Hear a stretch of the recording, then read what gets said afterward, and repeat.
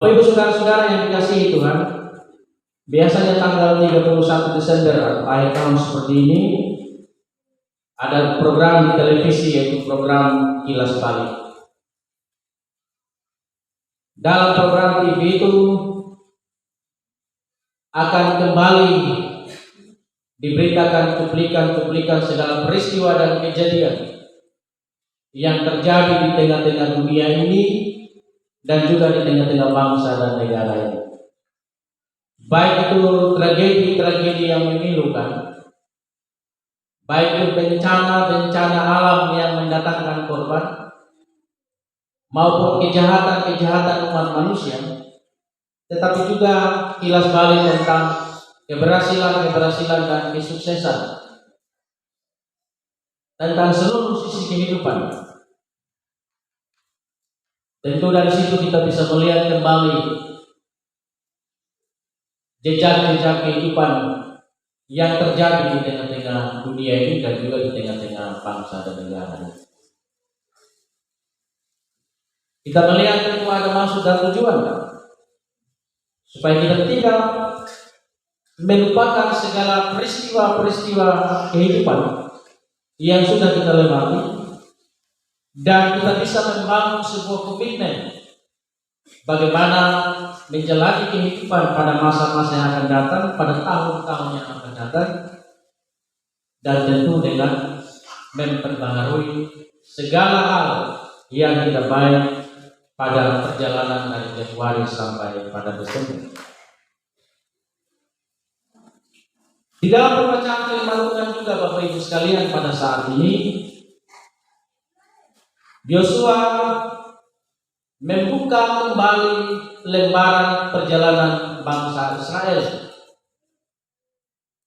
dari Mesir sampai ke Kanaan. Kita bisa baca itu dari ayatnya yang pertama sampai terakhir. Sebelum ia meninggal,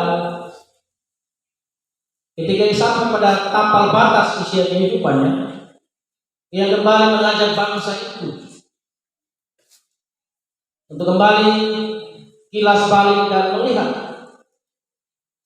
bagaimana kasih dan kebesaran Tuhan yang telah membawa mereka sampai menikmati kehidupan yang penuh dengan sukacita. Yosua menggambarkan bagaimana kebesaran Tuhan membawa mereka keluar dari Mesir. Tidak saja keluar karena mereka tertindas, tetapi keluarnya dari Mesir berarti martabat mereka diangkat kembali. Karena di Mesir mereka adalah budak, dan setelah keluar dari Mesir mereka menjadi orang-orang merdeka. Derajat kemanusiaan itu diangkat kembali. Yosua juga menggambarkan bagaimana kehadiran Allah kemampuan Allah menyelamatkan mereka dari bangsa-bangsa yang tidak mengenal Allah, yang hendak membinasakan mereka. Allah hadir dan memberikan kekuatan untuk mereka dapat memukul mundur. Tetapi yang lebih parah, Allah sendiri turun tangan menyelamatkan bangsa itu. Ia membelah laut untuk memberikan jalan.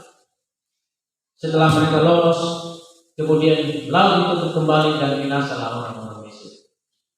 Bagaimana lebah belalang dipakai oleh Allah sebagai tangan Allah untuk memukul mundur bangsa-bangsa yang hendak menyerang bangsa Israel. Begitu banyak kita bisa baca itu Bapak Ibu sekalian. Kenapa Yosua mengajak bangsa itu untuk kilas balik sejenak? Supaya bangsa itu sadar ketika mereka hidup dan menikmati segala sesuatu bukan karena kekuatan,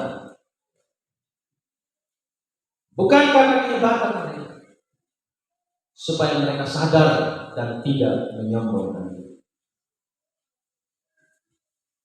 Tetapi hal yang paling penting, kenapa Yosua mengajak bangsa itu melihat kembali perjalanan mereka dalam kebesaran Allah,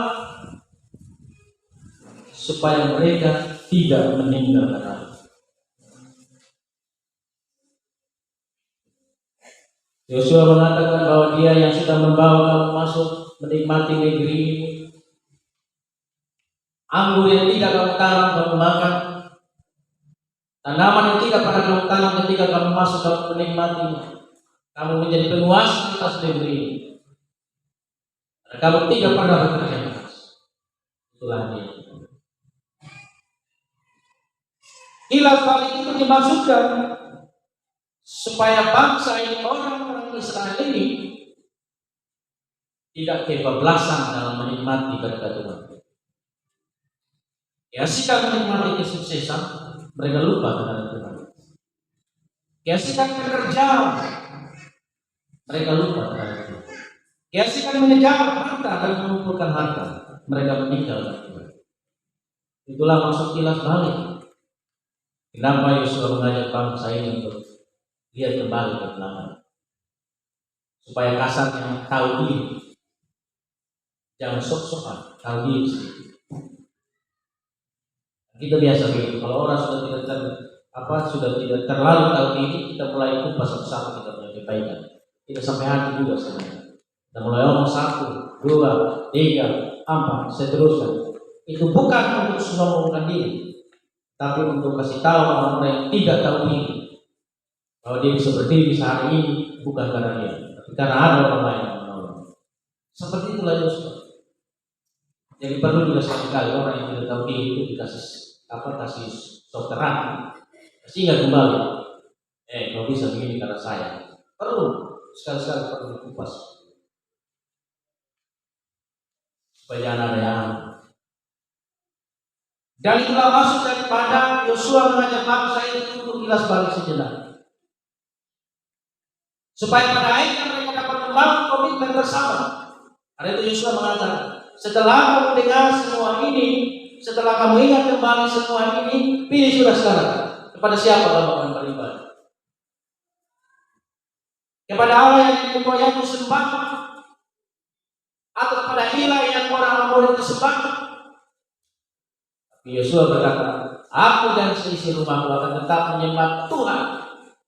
Tuhan yang sudah berkarya, Tuhan yang sudah membuat mereka sukses, Tuhan yang sudah mengangkat martabat mereka, Tuhan yang sudah memberikan anugerah yang luar biasa ketika mereka menduduki Kanaan. Tuhan yang itu yang disembah.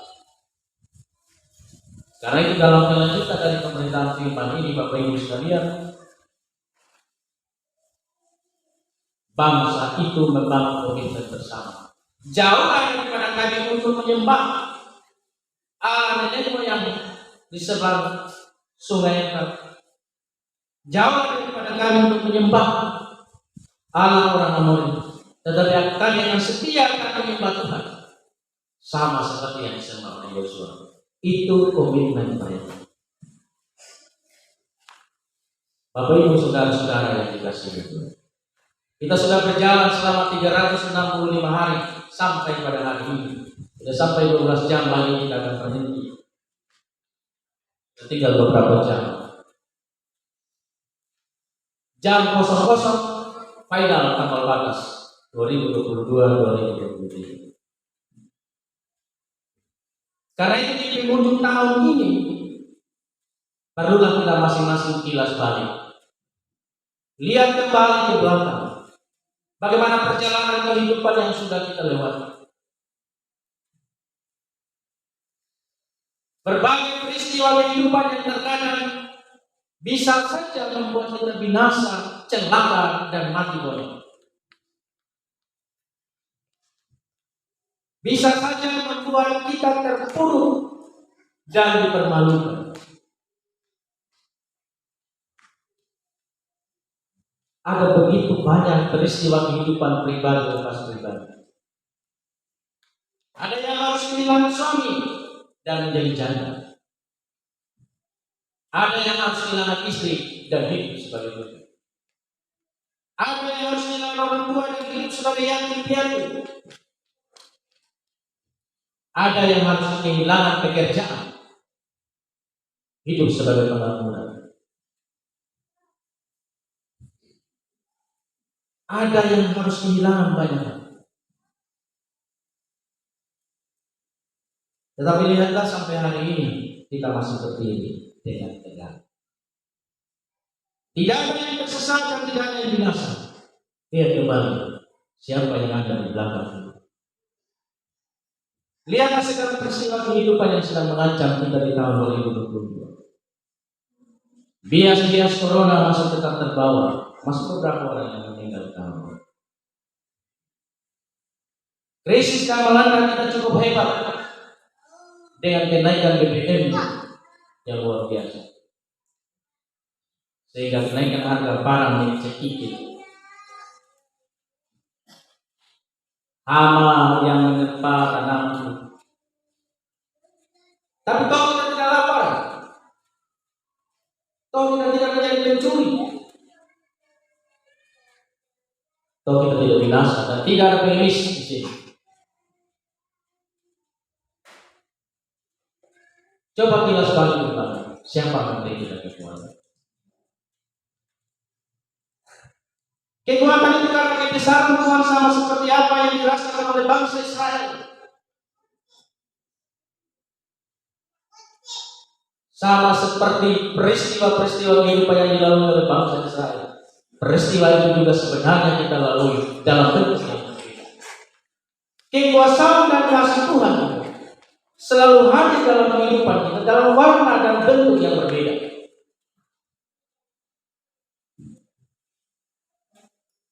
Kilas balik itu penting sekali lagi Bapak Ibu. Untuk kita dapat melihat dengan baik dan juga dengan sesama bagaimana Allah telah berkarya di dalam kehidupan kita, supaya kita tidak meninggalkan Allah, supaya kita tidak suam-suam terhadap Allah, supaya kita tidak malas tahu terhadap Allah. Perlu jelas banget. Karena itu ketika kita beribadah pada hari seperti ini, bukan hanya karena tuntutan aturan gerejawi. Semua gereja di mana-mana hari ini ibadah. Tapi mengajak kita bersama-sama untuk kilas balik iman kita sejenak. Tapi ternyata pada hari ini istimewa di tengah-tengah persekutuan kita banyak yang tidak mau kilas balik. Banyak yang tidak mau lihat kembali perjalanan kehidupannya dan mensyukuri bahwa dia sampai hidup pada hari ini. Orang lebih suka mempersiapkan pesta yang mengharukan pada hari ini. Semoga sebentar tidak ada mati konyol sebentar jam 12 dan tidak datang gereja karena ada sibuk. Kalau cek maaf, kalau sekolah tidak anggota sebenarnya. Kalau ada sibuk sekarang persiapan untuk sebentar malam. Kalau goyang-goyang di jalan semoga tidak ada tabrak, goyang pecah di kepala, tidak ada. Kita berdoa seperti itu tidak ada, bukan supaya ada. Karena ini adalah manusia yang memang tidak tahu diri. Sudah lupa diri. Kata firman Tuhan, jangan menganggap kesabaran Tuhan itu sebagai hal di mana Tuhan tidak punya kuasa untuk bekerja. Ini orang-orang Kristen sudah seperti ini. Tapi kalau gereja dibantah nomor satu yang maju di depan. Kalau gereja dihina-hina orang Kristen dihina-hina, oh paling duluan komentar. Sudah seperti adanya malaikat saja. Ada iblis. Jadi penting Bapak Ibu untuk kita jelaskan. Supaya sekali lagi kita menjadi orang-orang yang tahu diri dan tahu terima kasih. Bapak Ibu saudara-saudara yang sungguh dikasihi Tuhan Yesus Kristus. Seperti apa yang ada di dalam Mazmur bimbing kita tadi. Untuk kita senantiasa dipanggil untuk tetap bersekutu dengan Allah, mendengarkan kebenaran Allah, dan melihara ajaran Allah. Itulah komitmen ketika selesai kita kilas balik tentang perjalanan kehidupan kita, kehidupan iman kita, untuk adanya sebuah komitmen untuk tetap ada bersama-sama dengan Tuhan. Karena sesungguhnya siapa yang jauh daripada Tuhan, ia akan celaka dan binasa. Di satu cerita Bapak Ibu, Ketika Allah menciptakan ikan, Ia berkata kepada air, pelihara dan beri kehidupan semua yang berenang. Ketika Allah menciptakan pohon, Ia berkata kepada tanah, tumbuhkanlah dan hidupkanlah semua pohon yang berbiji dan tidak berbiji, yang berakar tunggal maupun serabut, tanaman menjalar maupun tidak. Dan ketika Allah menciptakan manusia, Ia berkata kepada dirinya sendiri, mari kita menjadikan manusia menurut gambar dan rupa. Ketika ikan diangkat dari air, ikan akan mati dan air tetap menjadi air. Ketika pohon dicabut dari tanah, pohon akan mati dan tanah tetap menjadi tanah. Ketika kita keluar dari persekutuan dengan Allah, kita akan mati dan Allah tetap menjaga. Air tetap hidup, tetap mengalir walau tanpa hidup. Tanah tetap memberikan humus dan kesuburan walau tanpa pohon. Allah tetap menjadi Allah tanpa sayang saudara-saudara. Jadi hati kita, Allah tidak butuh kita, tapi kita yang butuh. Karena itu siapa yang jauh daripada persekutuan dengan Allah, dia akan binasa. Binasa di bumi ini dan juga binasa di akhirat. Jadi yang terus nggak usah kita pergi gereja pasti Tuhan akan menangis, tidak menangis memang. Tanpa kita ini, dia akan tetap menjadi Tuhan. Dan kita yang binasa. Itu yang harus kita ingat baik-baik. Ketika kita hendak sebentar lagi menginjakkan kaki di tahun 2023. Sekali lagi, tanpa manusia, Allah tetap menjadi Allah. Derajat tidak. Tapi manusia tanpa manusia akan mati dan manusia akan binasa. Bapak Ibu Saudara-saudara yang dikasihi, kita akan memasuki dan menjalani lagi 365 hari di tahun 2023. Keyakinan yang harus kita tanamkan, kasih dan kekuasaan yang telah memelihara kita di tahun 2022 sampai pada hari ini, kasih yang sama juga akan tetap memelihara kita. Sekalipun kita selalu meninggalkan Allah, tapi Allah tidak meninggalkan kita. Tapi bukan berarti kita tidak bisa binasa. Kalau sudah terlalu jauh. Jadi sekali lagi Bapak Ibu Saudara-saudara, sekalipun kita meninggalkan Allah, tapi kasih tidak meninggalkan kita. Bukan dia tidak bisa menghukum kita, tapi yang senantiasa selalu memberikan kesempatan kepada kita supaya kita jangan binasa. Karena itu kita tidak tahu rahasia kehidupan ini. Masih panjang kehidupan kita kalau kita diizinkan dapat melewati hari ini. Masih panjang kehidupan kita untuk menjalani kehidupan di tahun baru tahun 2023. 365 hari cukup panjang ini. Karena itu seperti kata Rasul membimbing kita tadi, jangan menjauhkan diri dari persekutuan dengan Allah dan jangan meninggalkan segala ajaran-ajaran, supaya kita dapat mendapatkan kehidupan di bumi ini maupun di surga. Mari kita bersama-sama membangun komitmen sama seperti komitmen Yosua dan juga bangsa Israel. Jauhlah daripada kami untuk meninggalkan Tuhan dan kami akan tetap beribadah kepada Tuhan. Kalau dia sudah beribadah, jangan sampai lupa diri. Saya ada sibuk panen ini, saya tidak bisa bergereja. Kau tidak tahu ini. Dikasih berkat bukan supaya jauh dari Tuhan, tapi supaya semakin mendekatkan diri dengan Tuhan. Kau tidak bisa siram ke pagi itu kalau bukan Tuhan yang kasih air. Nah ini harus kita sadari. Kadang-kadang orang alasan karena lulus kekayaan. Ya semoga di tahun 2023 Tuhan tidak memiskinkan orang-orang yang telah alasan lulus kekayaan dan tidak mau ibadah. Semoga Tuhan tidak memiskinkan orang-orang seperti itu.